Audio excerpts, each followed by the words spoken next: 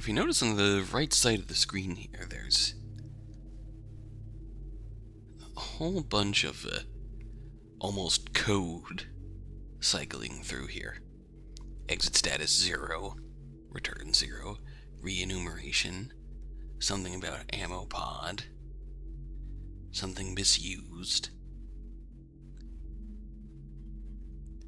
I can't exactly read it at this resolution, but readings, fluctuating, beginning component, reroute plotted, pilot vitals, readings fluctuating, reroute plotted, process complete, exit status 0. It's interesting little details. So last time on Heaven Will Be Mine, we had a bit of a war with our ex and Mars's ex, our mutual ex, Lunatera. So let's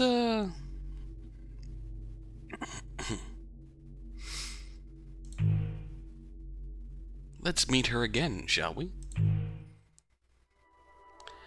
You sure you don't want me to come? Yep.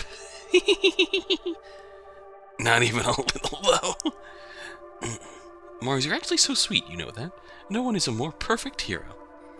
You're complimenting me again? But I need to go alone. If the lens can be opened fully, I'm the only one who can do it. If it can't, I'm the only one who can survive it. If we can still justify living in space, this is the only way. Even if that doesn't change how Earth feels about us now, it might help make peace in the future. Even if it doesn't, if I can't do this, I'll never be able to open the gravity well on the moon. I know! Lunatera is going there to stop you, though. I know she will. I was there too, you know. It's my past and my history, too. I've got a score to settle. Are you feeling left out? No. I mean, sort of, but it's because... Stop! No, I'm sorry. You're the brightest, most shining... You're making fun of me again. But I'm also praising you. You're honest, and you never fight against what you feel. That's the world we want to be real. I want you to be safe, so you can keep being that for us. What about her, then? She's a jerk. We've tried so hard for her, and she doesn't care. I'll make sure she's safe. Stop worrying. You saw right through that, Pluto. I am not worried about her at all. Why is she such an idiot? Why do we keep trying for her sake? The more I see Mars up close like this, the more I wonder about what they're...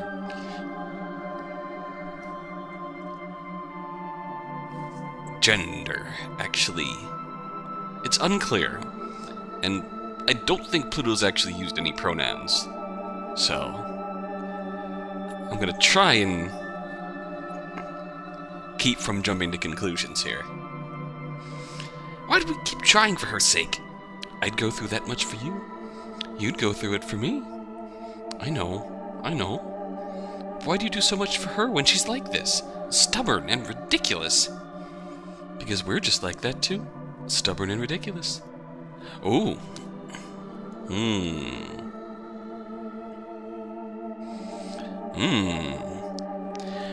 Again. Out from Favors Memorial Foundation. You're going to drop a save. Come on.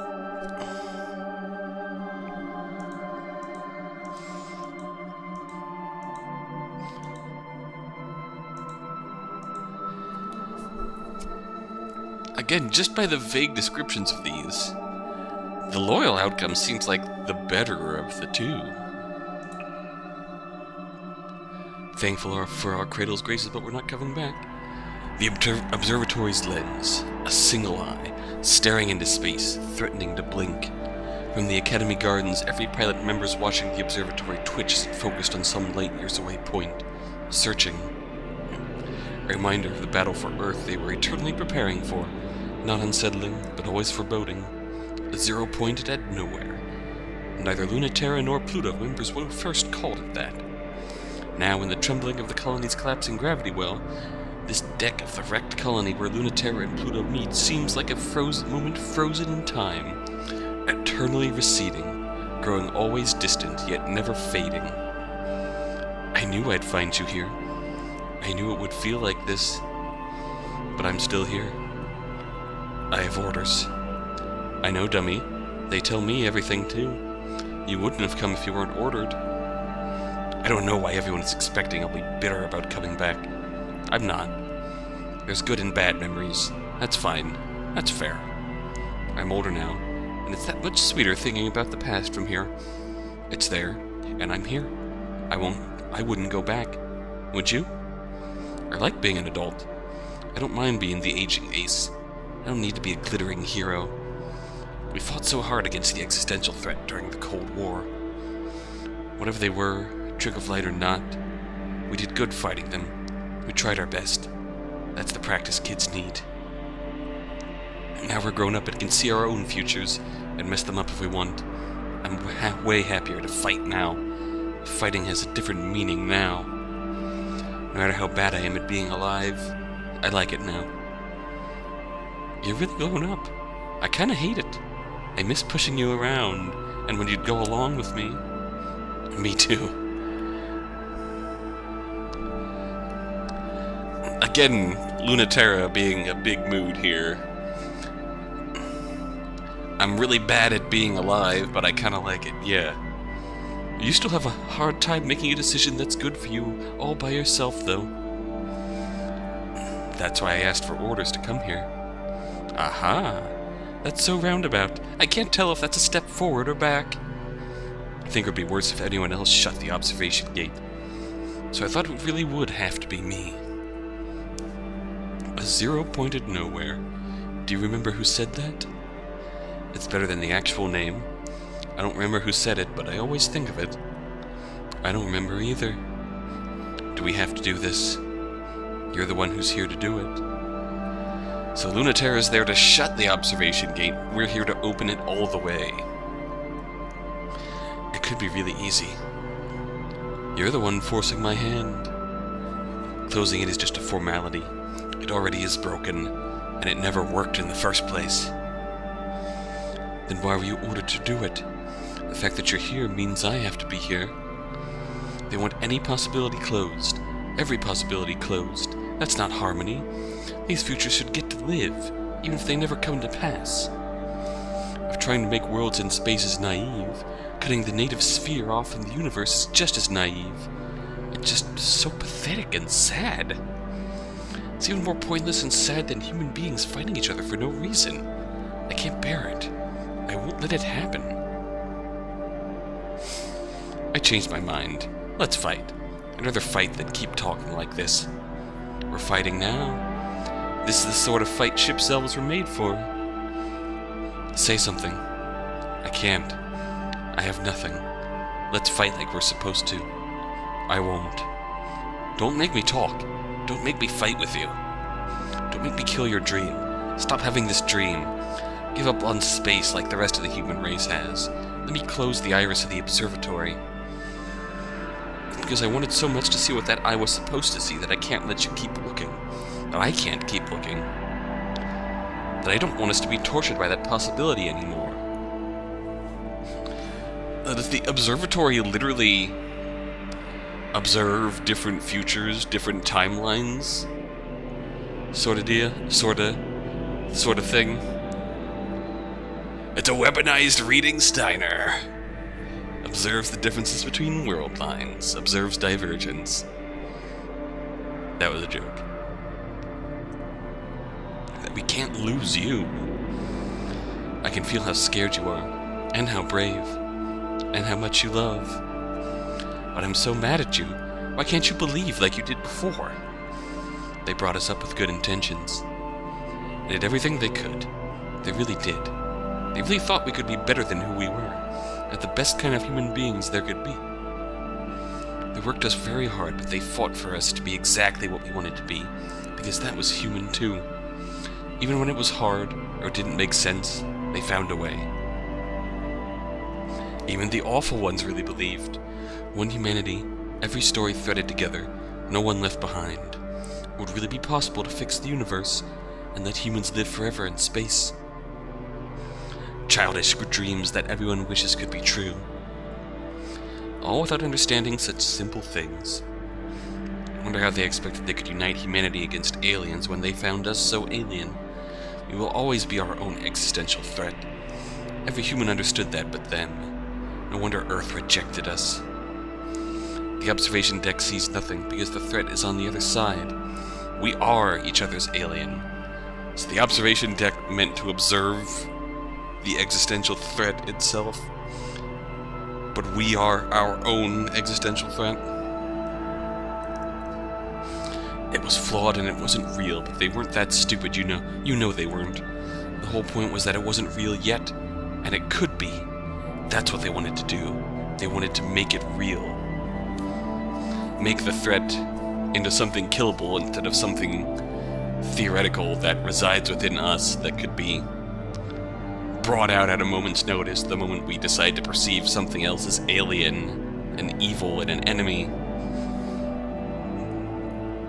And now they don't anymore. Do you? I mean, really, do you want to go home, too? Why can't you just say yes? I wouldn't mind if you actually wanted it. I'd go with you if you wanted it. But I'm not coming with you if you don't. I'll still fight. Thank you. I'm hoping that you win. But if you can't, I will promise this. I won't bring us back to Earth empty-handed. I'll do that if I die. Ooh! The iris shifts. It still moves somehow, attuned to possibility. Mare Crisium is looking fit to kill, if it wasn't trembling. This colony is a place of unsteady gravity. You're not on sure footing here. I'm back to being helpless again, like I used to be. You can stop me any time. Prove you're ready to close this eye. I can't. I can't! I don't accept it, but that doesn't mean I won't do it. I don't care if you'll love me one way or the other. It's too much. Space is broken, but I don't want to leave. Earth is terrifying, but I can't go back there alone. I have no loyalty either way. I'm not strong like you. I just go where gravity takes me. You can hold everyone, but what do I do if I lose you? Your heart is full of everyone, but I can't watch you fight for the universe knowing how little you're thinking of yourself in it. Of course I don't know what to do, when fighting for you and fighting your dream are such different things. There's too much to do. Of course I don't know what to do. I don't know what you want me to do. Luna. God, I can't remember the last time you cried. Oh no, I can. It was when you said you hated it here in space. And I told you should go back, and I'll come with you. Those were such hard days, and you didn't want to keep fighting. When I said that, you started crying and crying, and I couldn't understand why. It seemed so simple a solution, and everything you wanted, and I got so mad. And you told me that you didn't want to leave if it meant me giving anything up. You didn't want to give anyone else up either. I wasn't expecting it at all. I'm so used to knowing what's on your mind, what's on everyone's mind. I didn't think you could keep something so locked away and hidden. Black Cyclops, man. No matter how far my tides can reach, there's some places I can't ever know until you tell me. It was the first time I felt frustrated by that. I'm most angry at you when I can't do what you want, but I guess that's how you feel about me. And how I feel about you. Oh baby, you're crying again. I can't let you win, but we'll be together until the end, and after. Oh. Did we do it? Well, we're now 50% aligned with Cradle's graces. I suppose we did. Mars resignation attempt. Mars, we present this to you as a token of your hard work. For Memorial Foundation Existential Safety, your tireless work for Earth is recognized. The war is ending soon. Do I have to do another tour? The war is ending soon. With your help, Don't you want to see it through? You could not have done this without you. You can end it fine without me. Your help would prevent us from having to worry. Would guide many more of your former comrades back home. How much longer? That's the part you're always cagey about. You don't need me, do you? Of course we need you. That's not what I want to hear.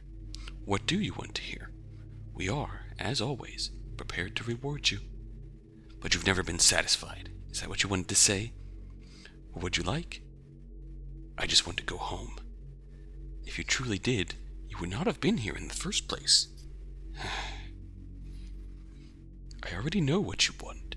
As soon as you know, too, we're ready to give it to you. This is Mars. Memorial Foundation Cold War Archives. This is before Cradle's Graces. I'm assuming while we were still part of the war.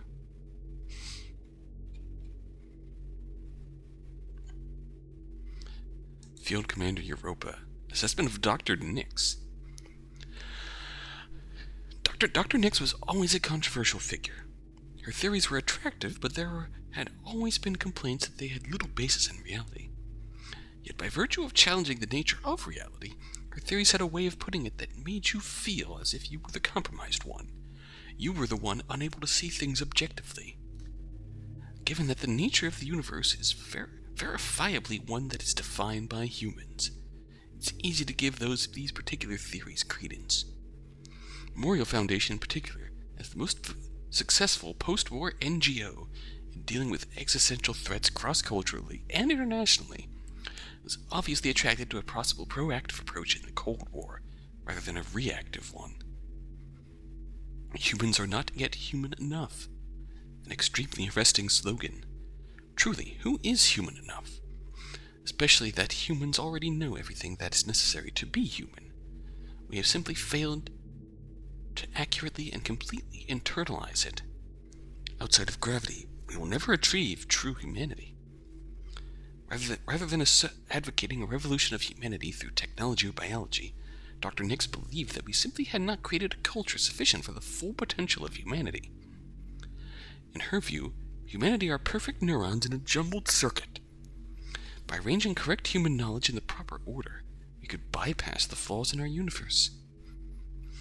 Her insistence on incorporation, rather than rejection, of existentially threatening elements was the fundamental cause of her failure to attract mainstream acceptance of her theories.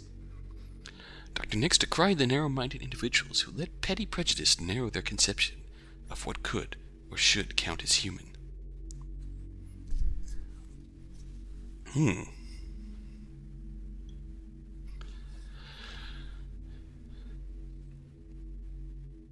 While in her view, humanity should encompass all that is and all that is not, others believe that the fundamental division was crucial to the definition of humanity. That is, to be something means to not be other things.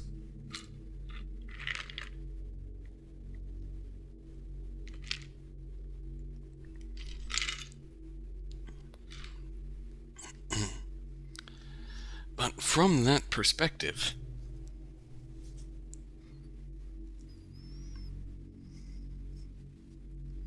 if we lay a blanket statement like that, to be human means to not be other things, it's then up to the individual to decide what those other things are, and that can lead to other divisions. Like Dr. Nix is saying, narrow-minded individuals who let petty prejudice narrow their conception of what could or should count as human.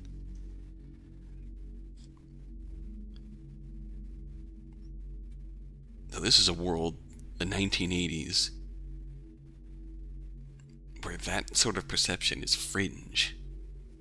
That's kind of scary. Hey, Pluto, can I ask you something? Clear up your sector first, and then we can talk. It already did. Really? Are you being honest with me? There are a few stragglers left, but they don't count. Wow! I'm actually impressed. Whatever. Driving back the ships was simple. They were totally easy. Oh, then I'm not impressed anymore. Hey, why? You just said it was no big deal. It would just be patronizing if I was proud of you for doing something easy. You were impressed just a second ago. Empty praise is bad for you.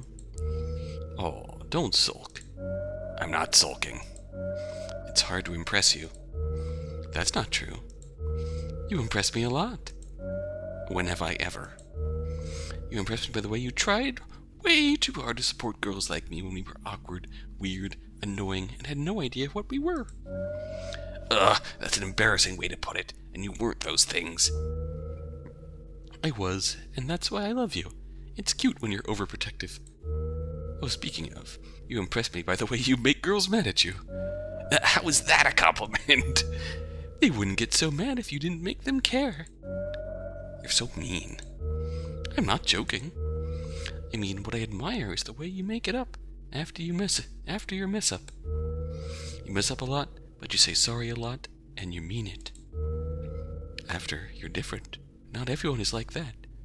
He messes up a lot, he apologizes, and he changes for it. When you don't change, you still make them feel worth it. That still feels not great. Damn, I did it again. You fight a lot, but it's never a war. You never scorch earth, and you always say you're sorry in the end. Not everyone can fight like that. You wanted to ask if you were too cavalier about the war the other day, but you really are the only one who keeps it so unserious. You're so serious about not making it serious. Ooh.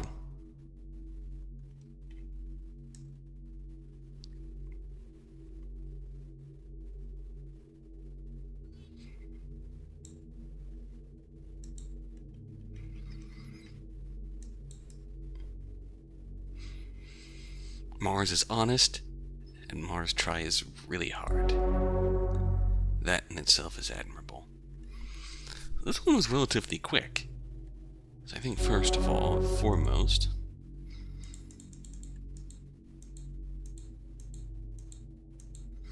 we're on day 6 now, right? You may as well go into our next mission. No, I'm not gonna. Pluto, come on, listen. Don't think I don't see you trying to protect me. It's for your own good. I utterly refuse. Dr. Nix is worried, and for good reason. Only I have a strong enough gravity to pull the colony ruins out of the Lagrange point and pull it along with us to the moon. So I don't even know why we're having this conversation. The tidal forces would tear you apart, and you just get in the way, and I want to have fun. It would be hard enough on your own, but Celestial Mechanics wants it too, not to rebuild it or use it to reseed Ares when we win. They'll finish what they started and turn it inside out into something horrible. They'll send that annoying hijacker to do it. I'm not letting you do that alone. You never let me do anything fun. It's not fun, this is serious. And why are you always having so much fun, That's not the case whatsoever. I'm doing what needs to be done. Does doing what needs to be done refer to your mission assignments or that girl that you keep? The mission, I promise! I want to do something that needs to be done. You're very strong and very brave. It's not a time I can just sit around and be protected. We're too desperate now. We need hope, too. Pluto, but you can't do everything.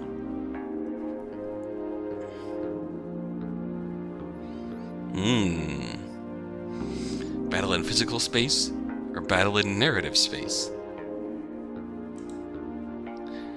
These are interesting choices.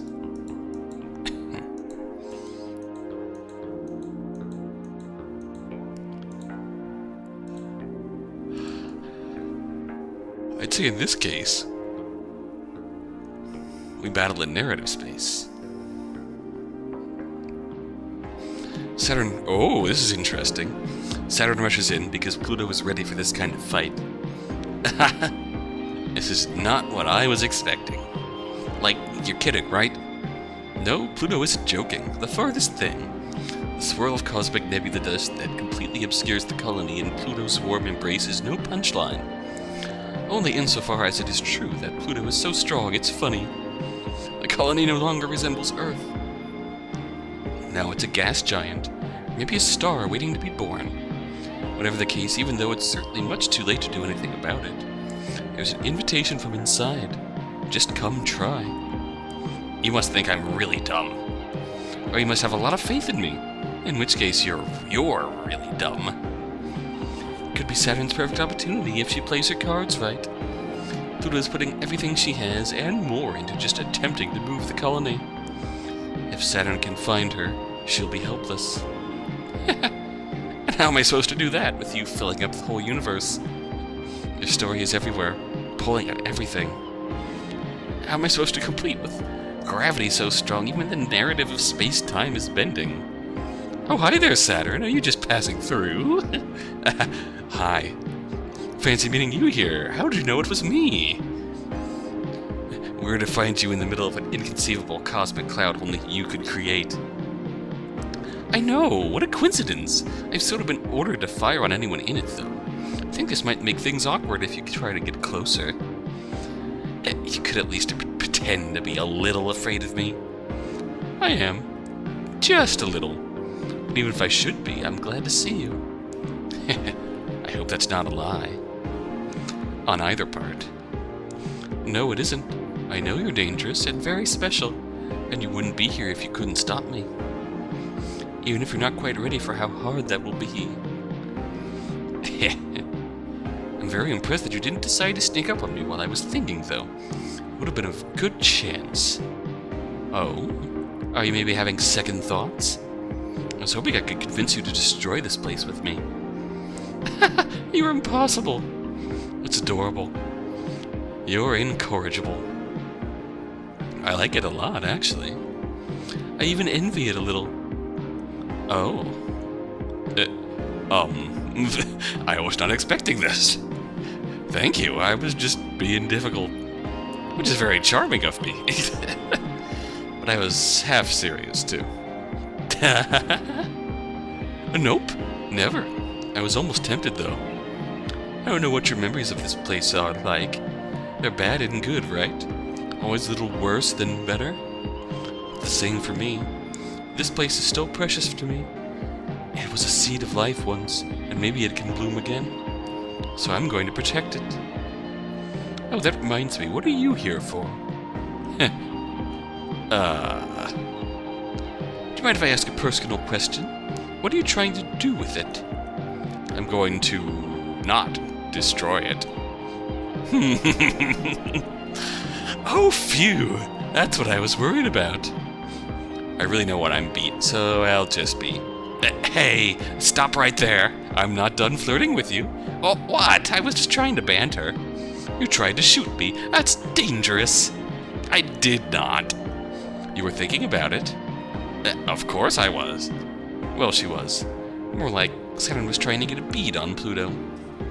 A string of pearls tides ripple through Pluto's nebula cloud, hoping there's something it can find eventually.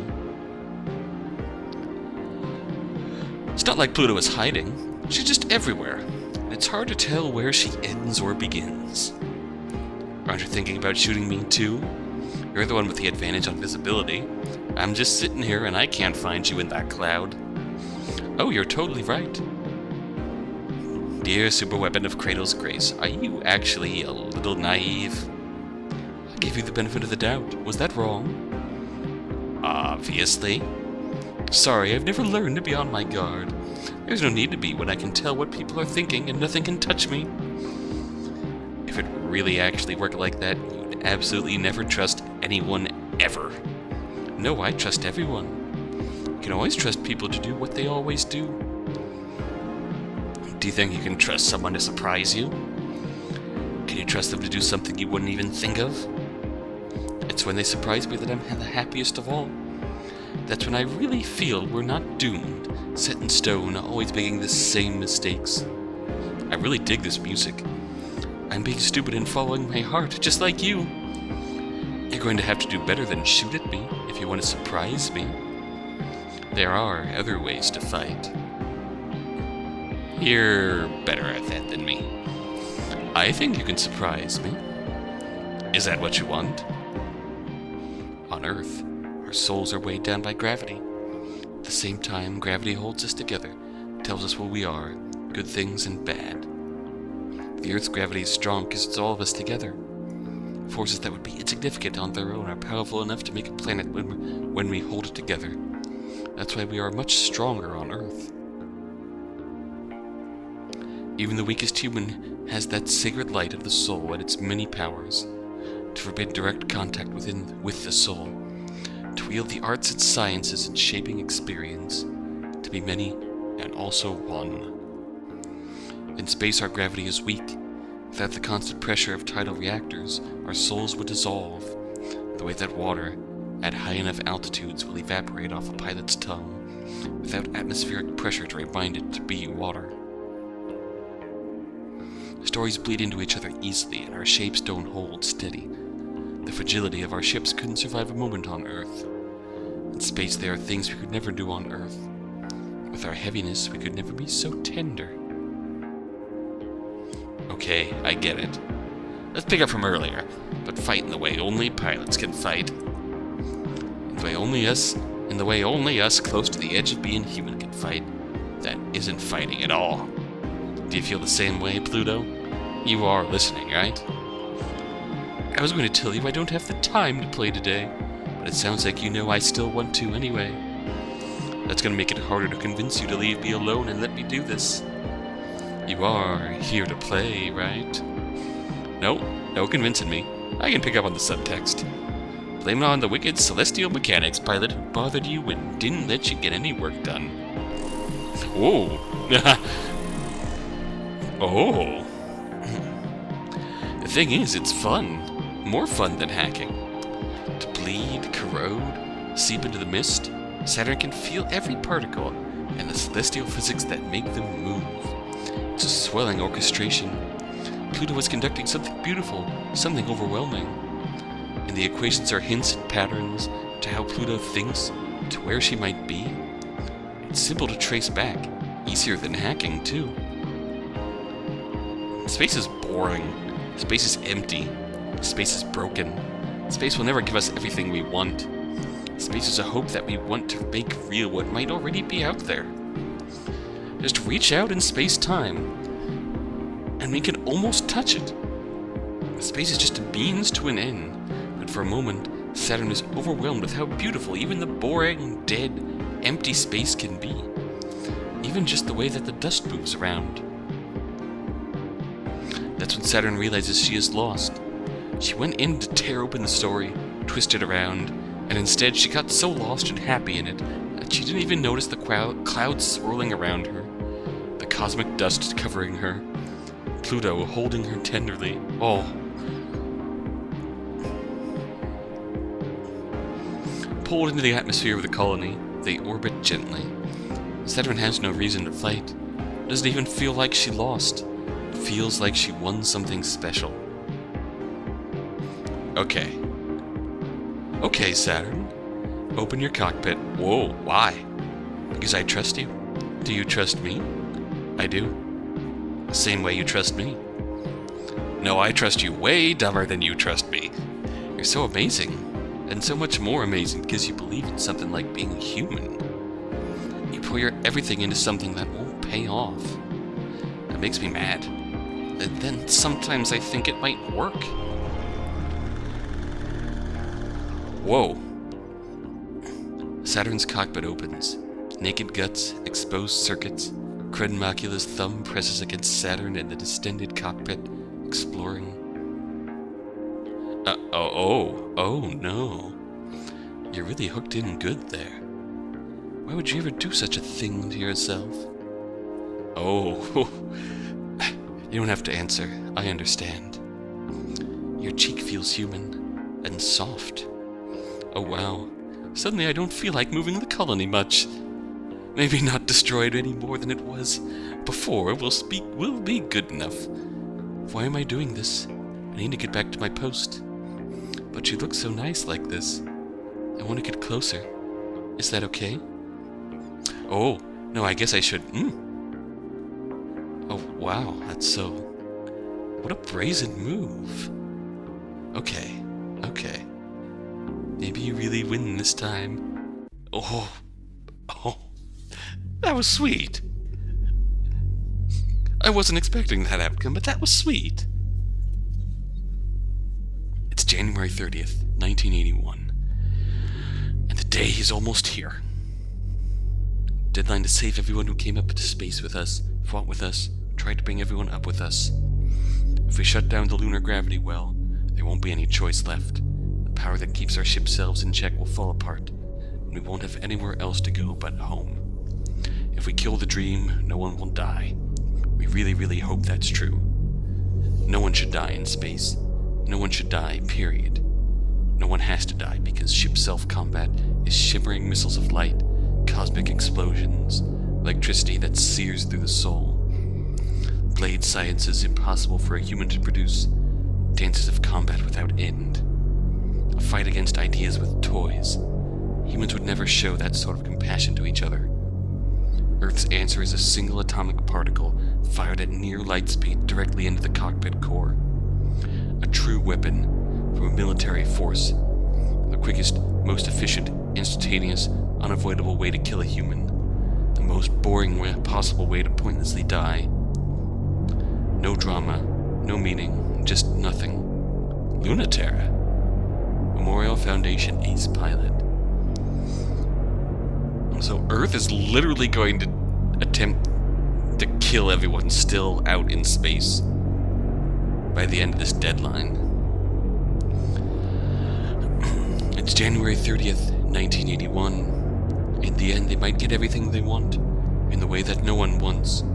If we open up the lunar gravity well, then we can establish forever another Earth, and maybe another. We can inhabit the whole system. That will cut humanity into two and more. The distance will be so much further. Everything we have will be even farther from them. How much are we going to lose? How much will we never be able to give them?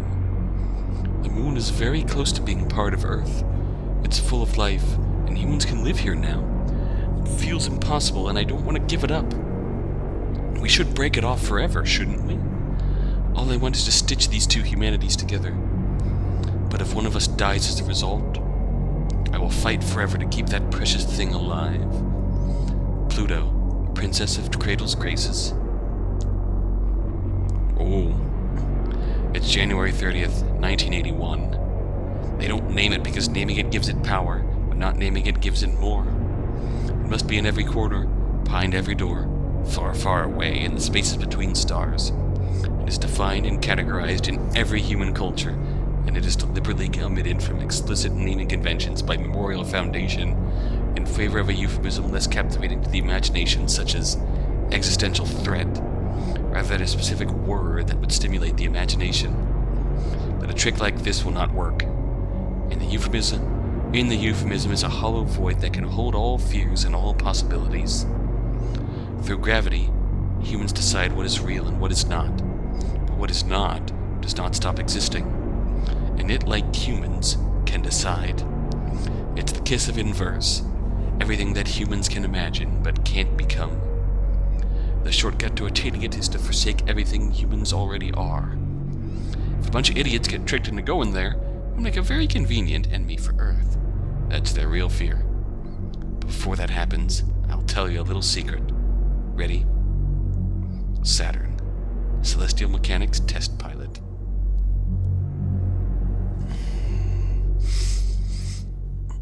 So Lunaterra is trying to bring everyone back to Earth, because she knows about this plan. Fire single atoms into the cockpits of all these ship self-pilots, killing them instantly. Pluto's trying to open the lunar gravity well in order to actually establish a new Earth and secure life in space. Exactly what Memorial Foundation's trying to give up on. Celestial Mechanics' stance on this is really interesting.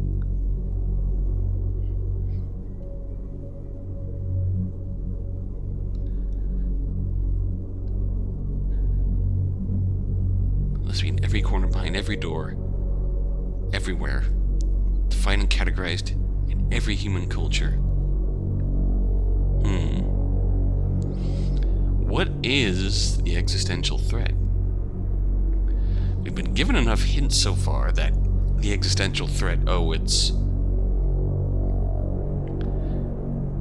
internalized in every human being. It's something we have the power to create from our own perception. We have the power to create an enemy.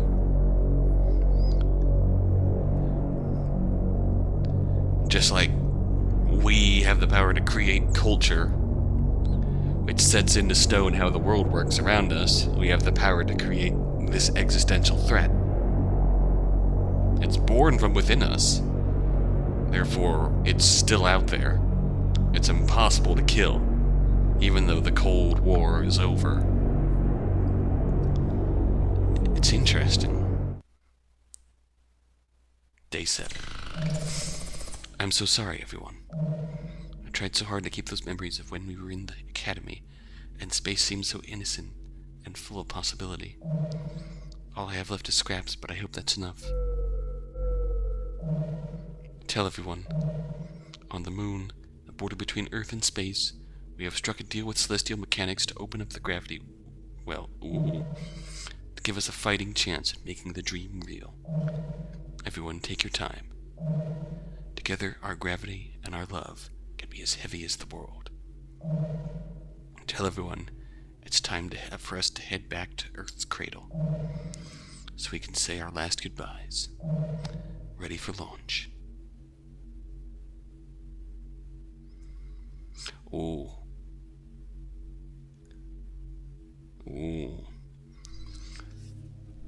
I wonder if that outcome would have changed if, for some reason, we had not had that one time where we sided with Saturn.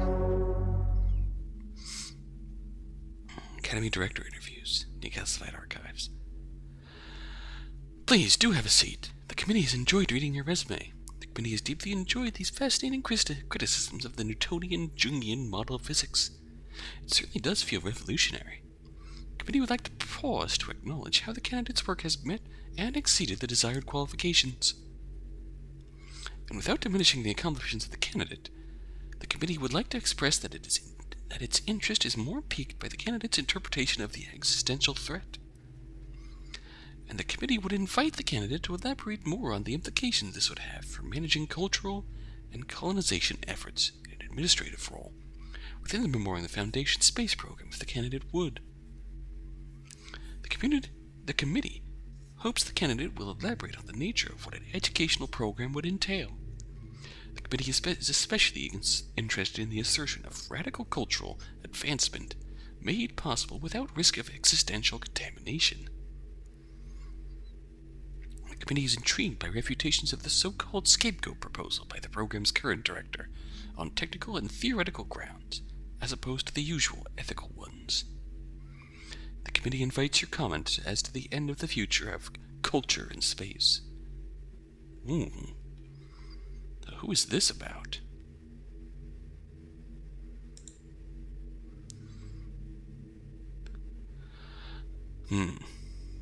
Metaculture and Gravitational Research Chair Dr. Nix.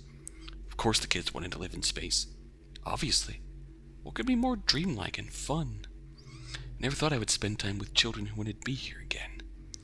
In the Summer Scout program, We Know the Devil. That was the Summer Scout program. I taught the unwanted children of unwanted places. You know what that work is like. Dr. Nix was from We Know the Devil. Shit. That's the Summer Scout program. So the proper kids who were fit to be magical girls. No, they didn't end up here. I was not expecting that. In the Summer Scouts, they gave the worst kind of work for the kids least suited for it, only to spare those more wanted from it. Memorial Foundation asked us to take those unwanted kids away from her so that we could make it safe for the wanted ones.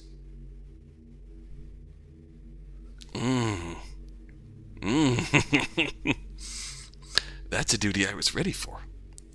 We would have to fight a long and difficult war to make space safe. But for that time, all of us unwanted children and unwanted adults would have something special that no one on Earth had. To answer your question, then, I didn't have it planned from the start. I've always been very loyal. It happened over time, but it happened much more quickly than I ever thought. It wasn't such a far-off dream. We believed in the Academy students, and were patient with them, and gave them an environment physically, culturally,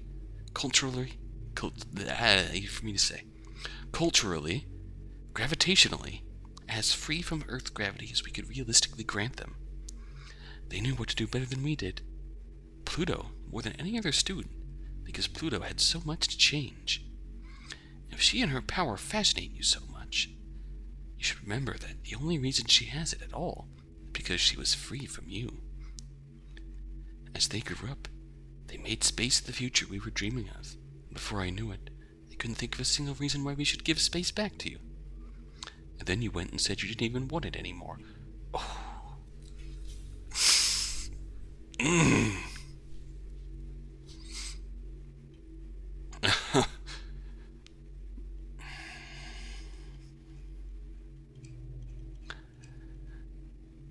This is literally the origins of Cradle's Graces. This is literally Dr. Nix explaining why she defected from Memorial Foundation.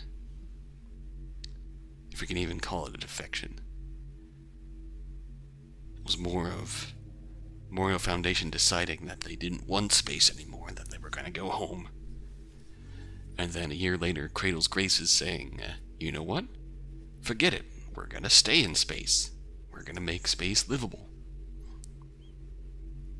You don't want us back? You want us to come back? We don't want to go back. We don't want to go back to Earth and keep living under all those pressures that you put on us. All those desires to be what you define as normal, to live up to your own prejudices and limitations you put on us. Why do we have to go back?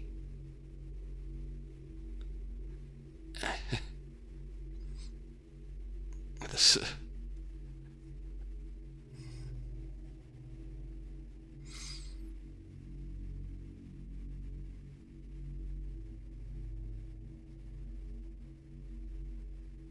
wow.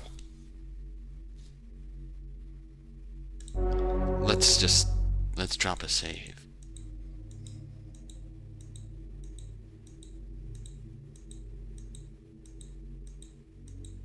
Oop, new save file. We're on day 7 now. And we have 2 new missions. Celestial Mechanics and Cradle's Graces have one thing in common, that's escaping Earth's gravity. To do that, they need Saturn and Pluto to work together to corrupt the lunar gravity as well. It's an opportunity for one to get the upper hand over the other, but they're not thinking about it politically. They're thinking about it in a different way. So this is literally, even just having the slightest affiliation with Celestial Mechanics in that one scene, it gave us this when where we're teaming up with Celestial Mechanics. This is really interesting. And when we return, we'll decide how to proceed next. Looks like we have one last mission with Lunaterra. And then it's time for us to team up to corrupt the lunar gravity well. Until next time, until then,